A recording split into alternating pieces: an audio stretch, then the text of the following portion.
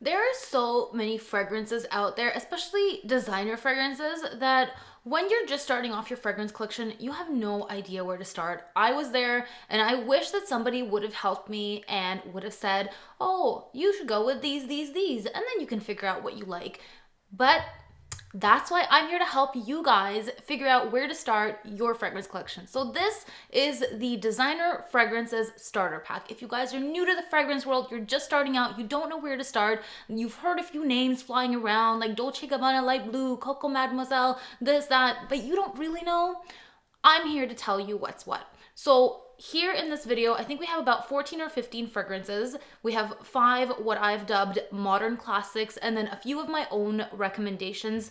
And I'm kind of staying away from fragrances that are popular that I just don't think you guys need. And we'll get to that and why I say so later on. But you know what? This is going to be kind of a fast-paced video because we have a lot to get through today. So basically what we're doing, we're talking about fragrances to start your fragrance collection. You're starting from basically zero. You've had a couple, you don't really know, you're just starting out. Here we go. The first fragrance that you need, of course, is Coco Mademoiselle. This is the citrus rose patchouli for people that hate citrus rose and patchouli. That's what I've always called it. This fragrance is elegant and feminine and very ladylike, and it's very, very likable. It's a really beautiful classic Chanel fragrance that appeals to most people. So even though it is a very popular one, this is a timeless classic. Its day in the limelight has not passed, and you definitely do need this one to start your collection, or at least smell it. Next we have Mon Guerlain. This is the one that I have. This is the limited edition gold bottle. I have all of them. I've done a comparison video you guys can check out. I personally prefer the Bloom of Rose, but if you guys are just starting out, check the original one out. It is a lavender vanilla scent. It has some rose. It's very pretty. It has this really like fresh edge to it, and it's timeless. It's just timeless. It's very, very likable. Some people think it's boring. I don't think it's boring. I do like the Bloom of Rose because I like that extra kick of rose, but this is like a very signature scent worthy fragrance, as is the Coco Mademoiselle. So both of those I think you need in your repertoire, especially if you're just starting off. You'll learn what you like when you smell this. Next, from the modern classics, we have Pure Poison, or just any of the poisons. You need a Dior poison, whether it's the Pure Poison, the Hypnotic Poison, the original old school poison, you need a poison. This is this creamy, very sensual white floral. It's a little bit sweet. It smells very, very clean. It smells really like come hither, this very alluring scent. A lot of people like Hypnotic Poison. I personally do not. That's like a vanilla almondy scent, smells a little bit like Play-Doh. The original Poison is a little bit more old school, so go by your taste, choose the one that suits you. This is the one that I go for. This is my poison of choice. Next we have Viktor and Rolf Flower Bomb, or a flanker of your choice. So the original Flower Bomb my mom wears. I like the Flower Bomb Midnight. There's also a Flower Bomb Extreme that I really like, and it's this like fruit chuli. So there's fruits, there's a patchouli note, there's vanilla, and it's more of like an evening scent. It's more going out. I do recommend a Flower Bomb over any La Vie Belle, but if you really like La Vie Belle and you want that scent profile, then so be it, go for that. I don't recommend it. I recommend Flower Bomb as your fruit chuli. So yeah, any flanker really. I like the Midnight. And last of the modern classics that I'm recommending you guys is Alien from Mugler. This is the limited edition We Are All Alien bottle. This is the same Alien. This is not a flanker, just in a special bottle. I like my special bottles. This, you guys know it. I'm pretty sure you guys know it. This is a very bold, very in-your-face jasmine scent. I love it. It is like woody, ambery, very interesting.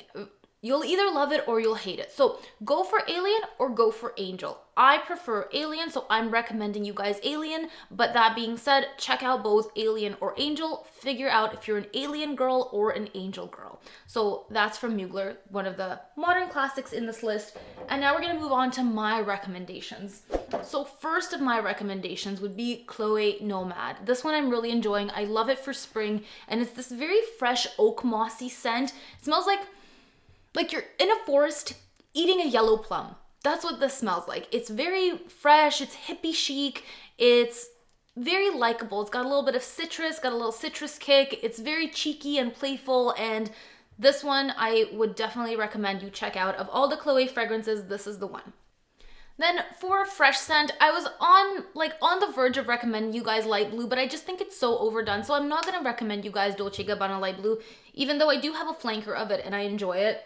I think for a clean fragrance, I would go for Bulgari Omnia Crystalline. This is super underrated. You're gonna love this. This has bamboo, pear, it has lotus. It's this very fresh, clean, like almost shampoo-y smell. It's one of the best freshies that I can recommend you. It's this like very creamy, musky, smooth, fresh, like watery scent. I can't say enough good things about it. I also really liked Omnia Green Jade, but that one's been discontinued. So this is the next best thing. I just love that like almost shampoo-y freshness that it has. It's very light, it's not too sweet. So this is the freshie that I'll recommend you guys, and one more. The other freshie I would recommend you guys, of course, is one of my personal favorites, and this is Guerlain La Petite Robe Noire. So this one is not a shampoo-y freshie. This one has more of that original La Petite Robe Noire DNA. So you have the almond, the cherry, this little bit of sweetness, florals, but it's nuttier. It's like a little bit like creamy nuts in a way. Like you have your almond, you have the almond blossom, the pistachio, and it's a really unique, interesting take on a freshie. So this is the second freshie that I would recommend you. So of freshies, these are the two. Sorry guys, we need to go back in time for a second because I did forget a modern classic because I have it organized in my recommendations pile, but it was supposed to be in the modern classics. So fiercely unprofessional of me, but Dior Addict is the modern classic that you need. This is a really sensual vanilla. It's a rich, almost like dry, not sweet vanilla. And the older formulation you can get, the better. But if you're going for a vanilla, this is the vanilla of modern classics. It's very grown up. It's a very grown up vanilla, and the juice is actually very, very dark. The one that I have here is the 2002 formulation. It's richer. It has like a really nice jasmine scent as well. But anyway, it's mostly vanilla, like a very grown up, sensual, elegant vanilla. So that's for the modern classics. And now we're going back to my recommendations. So for a tropical scent, you need a tropical scent, right? This is the tropical scent you need. This is Guerlain Terracotta Le Parfum. This is such a vibe. It's the quintessential tropical scent. It has like a little bit of a suntan lotiony vibe as people describe, but for me mostly it's about the jasmine. It's a very heady jasmine. There's coconut, there's cherry flower. It's like being on a beach in a beautiful dress with a flower in your hair, sipping a pina colada. Like that's kind of what this smells like. It's a really nice evening out fragrance in the summer. It's the tropical scent that you need. And you don't need any other tropical scent, in my opinion. And it's also really affordable too. Well, like relatively affordable. It's like, it retails for $94. So in terms of like retail price point, it's actually priced really well. Then we have one of my personal favorites and one of the newer fragrances in this list, and this is Yves Saint Laurent Libre. You can go for the Intense or the original or the new Eau de Toilette, which I have not tried, but this is lavender and vanilla in a different way. So this is very clean. This smells a little bit like laundry to me. There's a very strong orange blossom note that really comes out. Like I really get a lot of that orange blossom, and I get a lot of like white florals, like jasmine is really, really strong in this. And so where Guerlain's Mon Guerlain is like a sweeter, very feminine lavender vanilla, this goes in a different direction. There's no rose here. This is more just like almost a clean laundry. A lot of people think that it's a little bit masculine. I don't see it being masculine, but I see what they mean, if you know what I mean. The muskiness, the way that it comes out in the dry down is really beautiful. I love the dry down of this fragrance. It's just one of those that I just can't I can't get my nose off of the piece of fabric on which this fragrance is. So you need the YSL Libre. The next one is a 90s gem, and this is the Dolce & Gabbana Classic Red Cap. This one I love because it's so different. It's like an oldie but a goodie. It does have a very classic vibe about it, but you need a classic fragrance in your repertoire. You need it so that you can figure out what you really like and whether like you enjoy it or not. And of like classic leaning, like old school type of fragrances, this is one of the best ones. This is still like easy to wear today. It is a really big compliment getter, surprisingly. And it opens up with this almost like soapy, like aldehydic hit. So if you guys are new, the word aldehyde is like, it's a synthetic compound in fragrances that smells a little bit soapy. It smells a little bit like, almost like soap bubbles in a way. And it's common in Chanel fragrances. It's common in a lot of old school fragrances that have this like soapy smell. Some people call it grandma. I don't really see that. I think other notes kind of resonate with a grandma image, but I digress. Anyway, this one is this like very bright soapy scent with like a little bit of citrus in the beginning and these florals in the back. Like there's carnation, there's marigold, these pretty orange flowers.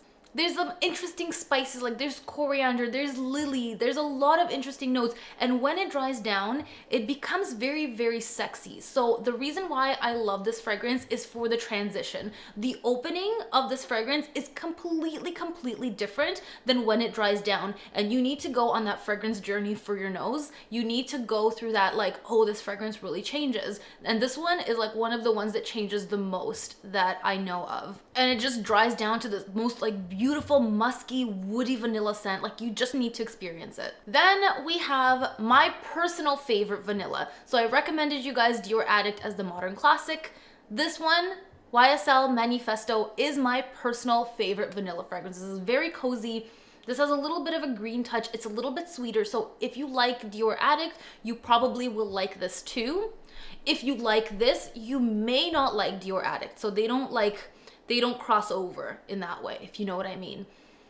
But this is just like, it has this almost like tea note. It has cassis, like a blackcurrant leaf, and the vanilla. So I call this a green vanilla, but not green like the stem of a flower. Green like bright, like fresh. It's very fresh. And it's a very different, very unique, cozy, fuzzy take on vanilla. So this is my favorite vanilla of all time, and you guys need this. I thought it was gonna be discontinued, but it looks like it's not because I saw it on the Sephora website. So I think it's back and kicking, and I guess I must have saved it with recommending it so much. So yay! And finally, we have a musk. And the musk that I would recommend is the Narciso Poudre. The Narciso Poudre is not the one that I fell in love with at first. This one, you guys do need to smell it a few times, but it is a little bit sweeter. It is less intense than the other Narciso musks. So the first one that I loved was in the black bottle, the For Her Eau de Toilette, but that one I feel like could be a little bit strong, especially if you're a beginner. Like the powdery, musky fragrance that I would recommend is this one because it has this very soft sweetness to it. It's almost milky and it's very pleasant. So for a powdery scent, like a powdery musky scent, this is the one for sure. It's also a little bit similar to the White Cube, just the original Narciso Eau de Parfum, but that one I feel like it does give a little bit more of a headache, so it could be a little bit more challenging.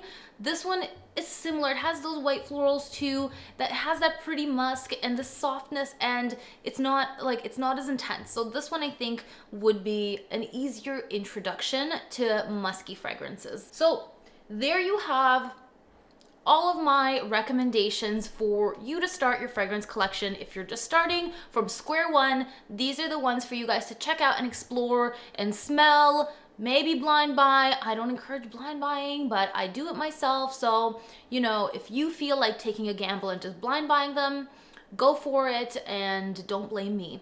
I'm just here to tell you what they smell like. And if you guys have recommendations of your own, please leave a comment down below and I will probably check it out if I haven't already. Other people can get in on it too. And this could be like a little hub of like where to start when you're starting your fragrance journey. And I would love to help people with that if you're just starting out, because like I said, I wish someone was there for me to help guide me along. And instead it ended in a lot of painful blind buys and like I really had no clue what I was doing. So hopefully now you guys have a clue as to what you're doing. Hope you guys enjoyed. Please give this video a thumbs up if you did. Please subscribe if you guys haven't already, and I'll see you guys in the next video. Thanks for watching. Bye.